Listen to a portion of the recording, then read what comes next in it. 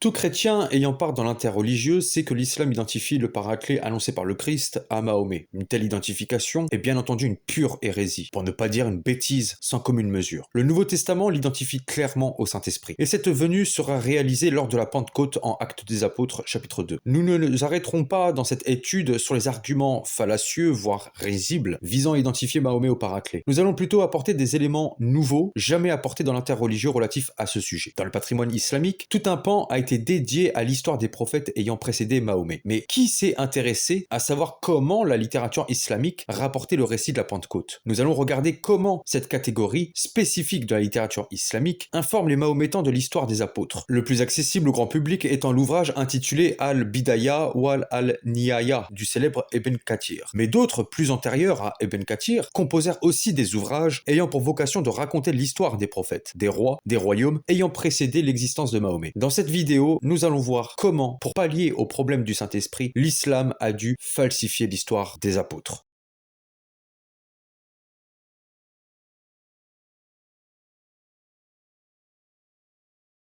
On remarquera que la dawa se concentre uniquement sur l'annonce telle que rapportée dans l'évangile selon saint Jean et ne considère aucunement tous les autres textes abordant la même annonce, comme justement l'évangile selon saint Luc et les actes des apôtres. Pourquoi? Pour le comprendre, nous allons au préalable nous tourner vers le manichéisme, hérésie qui émergea au IIIe siècle, qui s'est précisément développé et légitimé de la même manière. L'hérésiarque Mani, qui se proclama être l'organe du paraclet et qui plus tard par ses disciples fut identifié au paraclet lui-même, et son mouvement était obligé de passer sous silence la génération apostolique pour se légitimer. Johannes Hans van Oort, professeur de patristique et d'études gnostiques à l'université Radboud de Nimègue et à l'université de Pretoria en Afrique du Sud, spécialiste du manichéisme, écrivait, je cite, « Quand on traite du manichéisme, on est enclin à le voir comme une sorte d'imitation, et ses origines même liées à la contrefaçon et à la fraude. Il y a plusieurs raisons historiques cependant de contester ce point de vue. Contrairement aux chrétiens orthodoxes, Mani et ses disciples se considéraient bien comme les veri Christiani, et par conséquent leur église était la vera ecclesia. Mais ils ne l'ont pas fait sur la base d'un exemple brillant. Nulle part dans leurs écrits, ils ne parlent d'une aetas apostolica au sens plus ou moins généralement accepté, c'est-à-dire l'âge de la première communauté chrétienne à Jérusalem sous la direction des 12 apôtres. Par conséquent, une telle période n'a pas été imitée pour la simple raison que Mani et les manichéens ont tous répudié les actes des apôtres de Luc et ainsi facilement rejeté le concept chrétien orthodoxe d'une ecclesia primitiva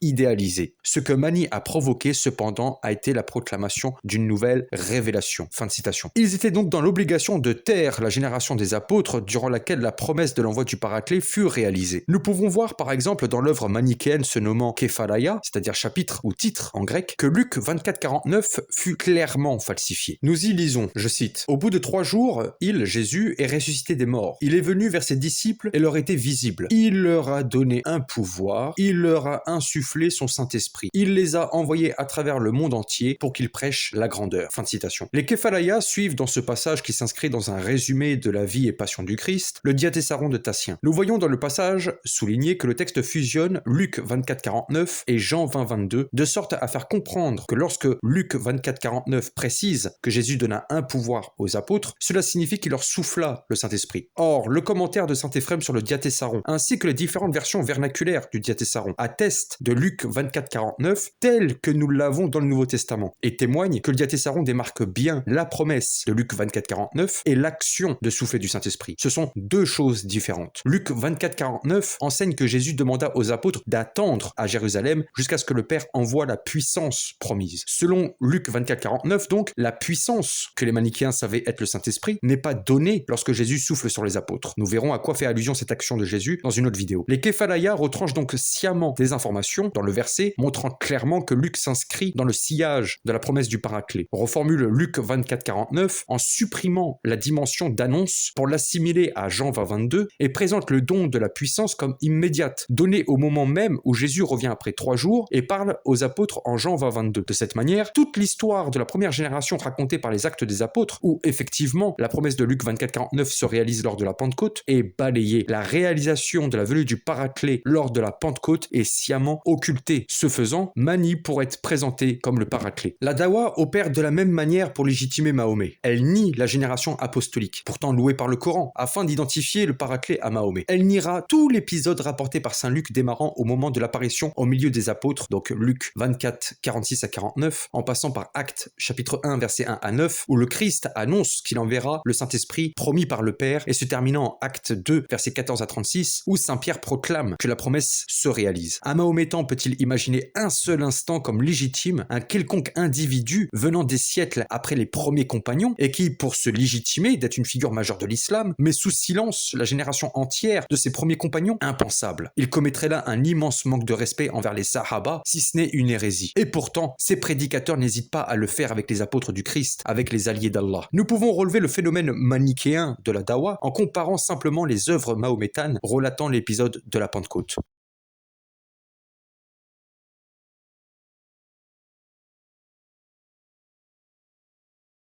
Nous commencerons avec l'historien Abu al-Rayhan Muhammad ibn Ahmad al-Biruni, mort en 1050, un des plus grands savants du monde islamique médiéval et collègue du très célèbre philosophe et médecin Avicenne. Al-Biruni rédigea le Kitab al-Athar al-Baqiya, le livre des traces des siècles passés, une étude comparative des calendriers des différentes cultures et civilisations. Dans son œuvre, Al-Biruni n'a pas de perspective apologétique et ne soumet pas les informations qu'il rapporte au paradigme ou à la doctrine islamique. Il rapporte de manière neutre les fêtes et les calendriers avec leur explication telle quelle. Concernant le christianisme, Al-Biruni parla des fêtes liées au carême. Il écrivait à propos de la fête de l'Ascension et de la Pentecôte, je cite, « 40 jours après la rupture du jeûne, c'est la fête de l'Ascension, tombant toujours un jeudi. Ce jour-là, le Messie est monté au ciel du mont des Oliviers et il a ordonné à ses disciples de rester dans cette chambre où il avait célébré la Pâque à Jérusalem jusqu'à ce qu'il leur renvoie le Paraclet, c'est-à-dire le Saint-Esprit. 10 jours après l'Ascension, c'est la Pentecôte.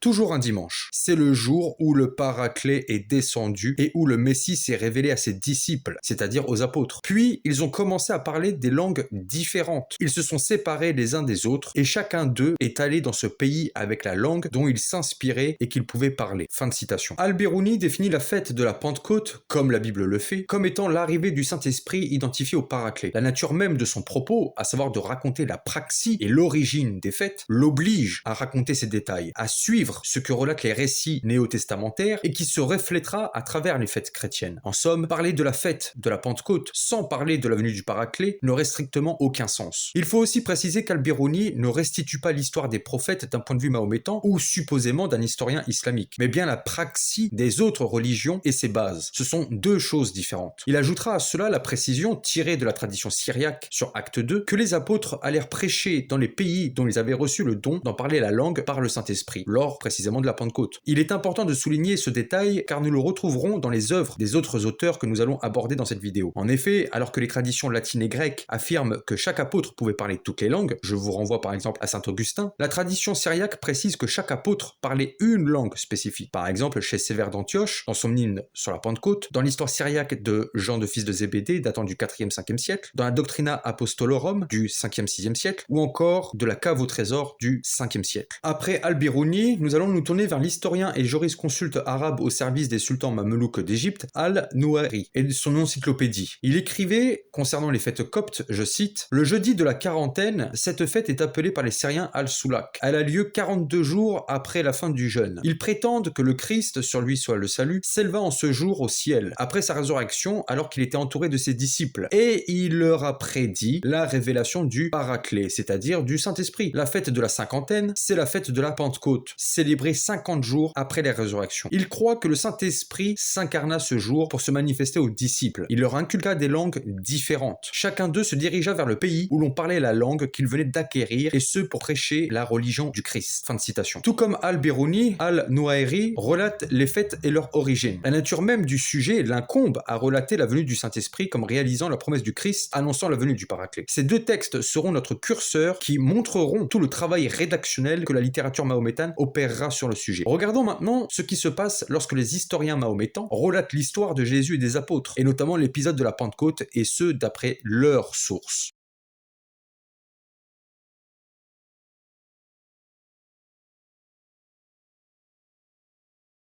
Lorsque nous nous tournons vers Yacoubi, historien et géographe mahométan du IXe siècle, les données sont traitées différemment. Dans son œuvre Tariq, Yacoubi relate l'ensemble de l'histoire de Jésus d'après les 4 évangiles. Après avoir raconté les événements ayant amené Jésus à mourir sur la croix, Yacoubi rapporte le moment où Jésus apparaît au milieu des disciples après sa résurrection en ces termes. Je cite. « Le dimanche soir, il vint vers eux et leur dit « La paix soit avec vous. Comme mon Père m'a envoyé, moi aussi je vous envoie. Si vous pardonnez les péchés de quelqu'un, il lui est pardonné. » Ils ont dit « Celui qui nous parle est un esprit et un fantôme. » Il leur dit « Regardez les marques des ongles sur mes doigts et sur mon côté droit. » Alors il leur dit « Heureux ceux qui n'ont pas vu, mais qui ont cru en moi. » Ils lui apportèrent un morceau de poisson et il le mangea. Il leur dit « Si vous croyez en moi, vous ferez ce que je fais. Vraiment, vous ne mettrez pas la main sur un malade sans qu'il soit guéri, et la mort ne lui fera pas de mal. » Puis il leur fut enlevé. Il avait 33 ans. C'est ce que disent les auteurs de l'évangile, et ils diffèrent entre eux sur toute chose. Dieu, qu'il soit glorifié et exalté, a dit « Ils ne l'ont pas tué ni crucifié, seule une image de cela leur a été montrée. Ceux qui sont en désaccord à son sujet sont sûrement dans le doute à son sujet. Ils n'ont aucune connaissance de lui, sauf suite de conjectures. Ils ne le tuèrent pas avec certitude, non en vérité, Dieu l'a élevé jusqu'à lui. » Fin de citation. La fin de ce passage montre le jugement de valeur que fait Yacoubi. Il soumet les récits évangéliques à propos de la sourate 4, versets 157-158. Cela montre l'état d'esprit dans lequel Yacoubi rapporta l'histoire de Jésus d'après les évangiles, celle d'un mahométan jugeant l'histoire qu'il rapporte d'après son paradigme islamique. Il n'est donc pas du tout dans la même dynamique qu'Al-Biruni par exemple, et cela se reflètera dans sa restitution du récit. Ce passage est censé être une synthèse des 4 évangiles. Yacoubi fera allusion à Jean 20-22 en supprimant la clause « Il souffla sur eux et leur dit recevez le Saint-Esprit ». Le Saint-Esprit est occulté. Nous constatons aussi Jean 20-28 qu'il est aussi éludé. La mention du morceau de poisson provient du texte de Luc, qui est le seul à mentionner ce détail en Luc 24-42. Or, nous voyons qu'il ne cite pas la parole de Jésus concernant la promesse de l'envoi du Saint-Esprit en Luc 24-49. Toute allusion à la promesse est supprimée dans ce passage. Arrivant à l'événement de la Pentecôte, Yacoubi écrit, je cite, « Lorsque Jésus le Messie fut enlevé, les apôtres se rassemblèrent à Jérusalem sur le mont des Oliviers et se dirigèrent vers une chambre haute. Il y avait Pierre, Jacques, Jean, André, Philippe, Thomas, Bartholomée, Matthieu et Jacques. Simon se leva sur le rocher et dit, « Compagnie de frères, il fallait que s'accomplisse l'écriture dans laquelle le Saint-Esprit avait prédit, et là nous avons une lacune dans le texte, il voulait nommer un homme par qui les 12 seraient complets. Ils ont proposé Matthias et Barsabas et ont dit, oh Dieu, montre-nous qui nous devons choisir. C'est tombé sur Matthias. Un vent puissant les frappa, remplissant la chambre haute où ils se trouvaient, et ils virent quelque chose comme une langue de feu et parlèrent en plusieurs langues. Ils dirent à Pierre, que ferons-nous? Pierre leur dit, levez-vous et que chacun de vous soit baptisé au nom du Messie et détournez-vous de ce peuple pervers. Fin de citation. Comme nous le constatons, Yacoubi suit la narration des actes des apôtres, mais tout l'aspect de la réalisation de la promesse du Père d'envoyer l'Esprit Saint est effacé. Yacoubi mentionne le vent, les langues de feu et le don de langue. Mais Yacoubi se garde bien de relater que cela n'est rien d'autre que la venue du Paraclet annoncé par Jésus en Luc 24-49, qu'il a pris soin de ne pas mentionner précédemment. L'information capitale du texte des actes 1 et 2 est supprimée. Il supprime l'annonce de la venue en actes chapitre 1 versets 4 et 5 qui reprend Luc 24-49 et supprime dans le discours de Pierre l'information capitale que le miracle qui s'opère, donc le vent, les langues de feu, le don de langue, était la manifestation du Saint-Esprit, donc le Paraclet, Jean 14-26. Donc chez Yacoubi, la Pentecôte comme événement de la venue du Saint-Esprit, du Paraclet, est falsifiée. Yacoubi est un acteur et un témoin, parmi d'autres, d'un travail rédactionnel visant à effacer la raison du récit de la Pentecôte.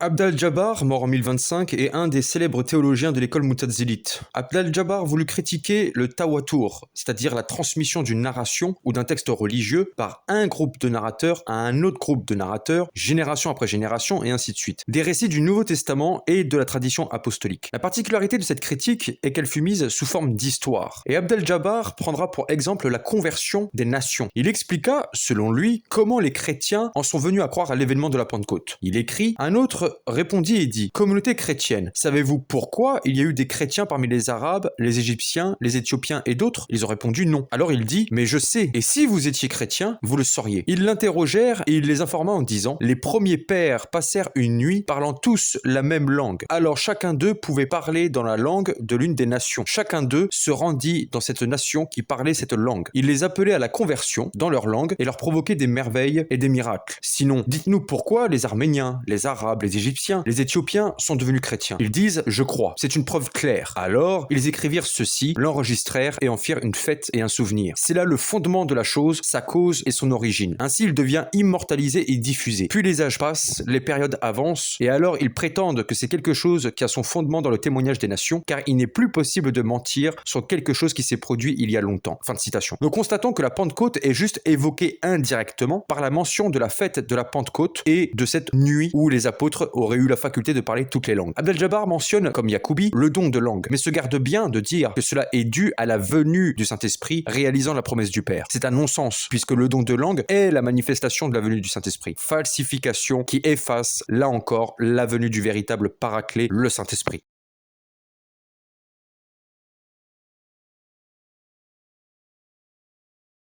Poète, linguiste, écrivain et compilateur, Abou Mansour al-Ta'alibi, mort en 1038, restituera aussi l'événement de la Pentecôte, version islam, dans son histoire universelle en nous précisant sa source. Je cite, Wahab, un premier converti à l'islam, et d'autres parmi les gens du livre disent que lorsque Dieu a élevé Jésus, sur qui soit la paix, vers lui, il est resté 7 jours au ciel. Alors Dieu lui dit, voici tes ennemis les Juifs t'ont empêché de tenir ta promesse à tes compagnons, alors descends vers eux et donne-leur ton testament. Descends aussi vers Marie-Madeleine, car il n'y a personne qui ait pleuré pour toi ou t'ait attristé comme elle l'a fait. Descends donc vers elle et annonce-toi à elle afin qu'elle soit la première à te trouver. Puis ordonne-lui de rassembler les apôtres auprès de toi afin que tu les envoies dans le monde comme des prédicateurs invoquant le Dieu très haut. Lorsque Dieu a ordonné à Jésus de descendre vers elle 7 jours après son ascension, il est descendu vers elle et la montagne s'est illuminée de lumière alors qu'il descendait. Puis elle rassembla auprès de lui les apôtres qu'il envoya dans le monde comme invocateurs de Dieu. Après cela, Dieu l'a repris à nouveau, l'a revêtu de plumes, l'a habillé de lumière et lui a enlevé son désir de manger et de boire. Ainsi, il a volé avec les anges autour du trône, étant du genre humain et angélique, terrestre et céleste. Alors les apôtres se dispersèrent là où il avait ordonné à chacun d'aller. La nuit dans laquelle il est descendu est la nuit que les chrétiens célèbrent. Ils disent qu'il envoya Pierre à Rome, André et Matthieu au pays où les habitants mangent les hommes, Thomas et Lévi en Orient, Philippe et Judas à Kérawan et en Afrique, Jean à Éphèse, le lieu des compagnons de la caverne, sourate 18. Les deux Jacques à Jérusalem, qui est à Élia, le pays de la Sainte Maison, Barthélemy à l'Arabie, c'est-à-dire au Hejaz, Simon au pays des Berbères. Chacun des apôtres qui a été ainsi envoyé a été rendu capable de parler la langue de ceux à qui Jésus l'avait envoyé. Fin de citation. Al-Ta'alibi dit s'appuyer pour relayer l'histoire des apôtres sur Wahb ibn Nabi, l'un des fameux yéménites juifs convertis qui insufflèrent au sein de la croyance islamique le paradigme messianique qui dessinera les traits de Mahomet en messie rédempteur et qui nous vaut aujourd'hui de débattre pour savoir si c'est Jésus ou Mahomet le sauveur de l'humanité. Wahb ibn Nabi fut aussi celui qui rapporta la majorité des récits relatant la théorie du sosie pour expliquer la sourate 457-158. On remarquera ici encore que ce récit, par son information que chacun des apôtres qui a été ainsi envoyé a été rendu capable de parler la langue de ceux à qui Jésus l'avait envoyé, possède là encore en toile de fond la tradition syriaque sur la Pentecôte, déformée par un travail rédactionnel clairement visible sur l'ensemble du texte, puisqu'on dit que Jésus a reçu des plumes, que Jésus vole autour du trône avec les anges, etc. Et nous remarquons une fois encore que le don de l'esprit comme réalisation de la promesse divine, qui se manifeste par le don des langues, est encore une fois effacé.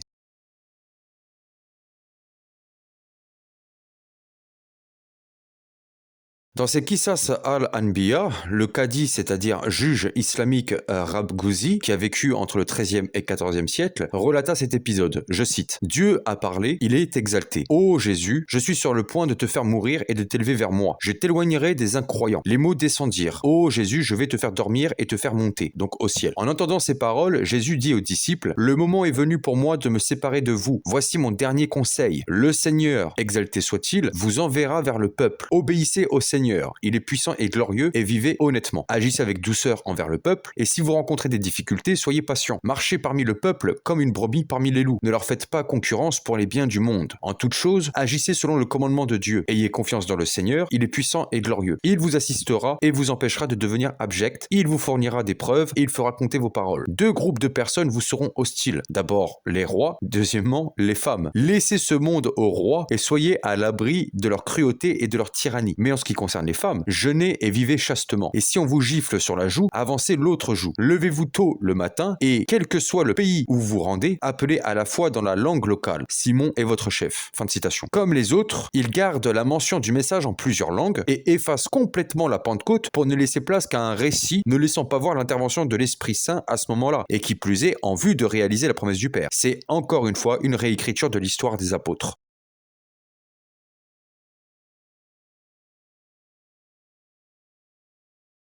Nous avons gardé le meilleur pour la fin. Ibn Jabir Ibn Yazid al-Tabari, mort en 923, le célèbre auteur du Tafsir. Dans un premier temps, il dira simplement, sur l'autorité d'Ibn Ishaq et de Wahb ibn Munabi, que les apôtres furent dispersés avec le don de parler la langue des nations dans lesquelles les apôtres devraient prêcher, et que Jésus les avait envoyés pour raconter aux hommes en son nom concernant les choses des injonctions divines. Tout comme chez les autres auteurs mahométans, l'épisode de la Pentecôte est mis complètement sous silence et n'est gardé que l'information du don de langue. Aucune mention de la promesse évoquée par le Christ en Luc 24:49 et Actes 1:4. Pas un mot de la descente du Saint-Esprit sur les apôtres relaté par les actes. Pire que cela, avec Tabari, nous passons à un niveau supérieur de falsification et relayera un récit refondant totalement l'épisode de la Pentecôte. Le récit est totalement réécrit pour, je vous le mets dans le mille, mettre en valeur Mahomet et ses compagnons. Les hadiths, Bukhari, Muslim, etc. nous apprennent que Mahomet aurait envoyé des lettres à différents rois. La tradition islamique précise que ces lettres furent envoyées à ces rois, empereurs ou gouverneurs par le biais de compagnons de Mahomet. Ce dernier les a donc commissionnés. Et Al-Tabari nous rapporta justement la teneur de cette commission. Je cite. Selon Ibn Umayd, rapporté par Salama, rapporté par Ibn Ishaq, rapporté par Yazid bin Abi Habib al-Misli. Yazid bin Habib al-Misli a trouvé une lettre contenant une liste de ceux que le messager de Dieu envoya au roi des mécréants et ce qu'il dit à ses compagnons. Il, Yazid, envoya la lettre à Ibn Shihab al-Zuri par l'intermédiaire d'un de ses compatriotes dignes de confiance. Et al-Zuri a reconnu la lettre comme authentique. La lettre indiquait que le messager de Dieu était sorti vers ses compagnons un matin et leur dit « J'ai été envoyé en miséricorde et pour tous. Par conséquent, transmettez le message de ma part et Dieu aura pitié de vous. Ne me désobéissez pas comme les disciples ont désobéi à Jésus, fils de Marie. » Ils demandèrent « Messager de Dieu, comment ont-ils désobéi ?» Il répondit « Il les a appelés à ce à quoi je vous ai appelés. Ceux qui l'envoyaient au loin étaient mécontents et refusaient. Jésus se plaignait de leur conduite à Dieu et lorsqu'ils se réveillèrent le lendemain matin, chacun d'eux parlait la langue du peuple auquel il avait été envoyé. Alors Jésus dit, c'est une affaire que Dieu a décidée pour vous, alors allez-y. Nous retrouvons aussi cette histoire dans la Sirat Rasulallah d'Ibn Ishaq, chez Abd al-Hakam dans son Kitab Futur Misr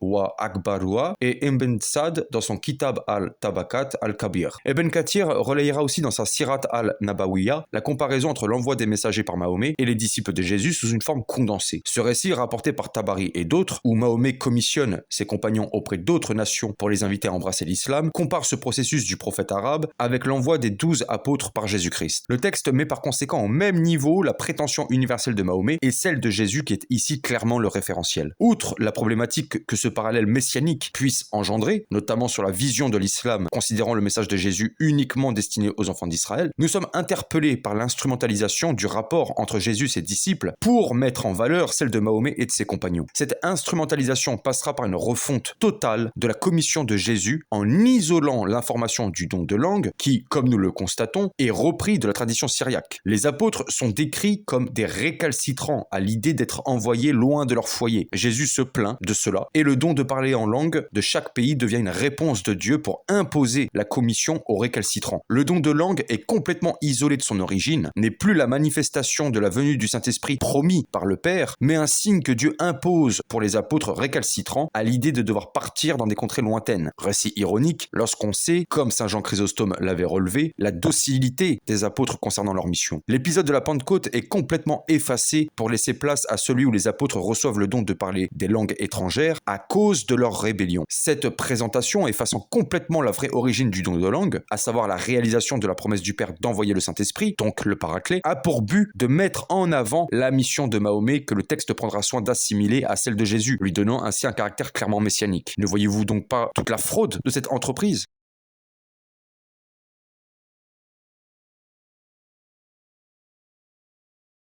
Faisons le bilan.